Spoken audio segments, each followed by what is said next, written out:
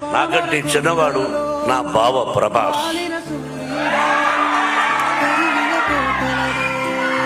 బావా బావా అనుకుంటాం కొన్ని సంవత్సరాలు.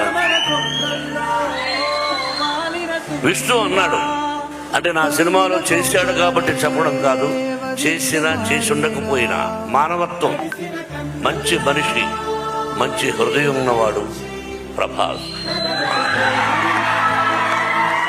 నేను మామూలుగా ఒకసారి ఫోన్ చేసి ఏం బావా అన్నా, ఏం బావా అన్నా, ఇంటికి రానా అన్నా. ఓకే బావా రేపు రా అన్నాడు. ఏమైనా ఒక పని మీద వస్తున్నాను, నువ్వు ఎస్ సార్ నువ్వు చెప్పబోయా.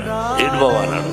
కంగారు పడకని వెళ్ళాను. కూర్చొని ఈ పిక్చర్ లో ఇన్ని రోజుల వేషం ఉంది, నువ్వు చేయవలసిన అవసరం లేదు. You are the top hero in India, one of the top hero in India, not only India, the world wide.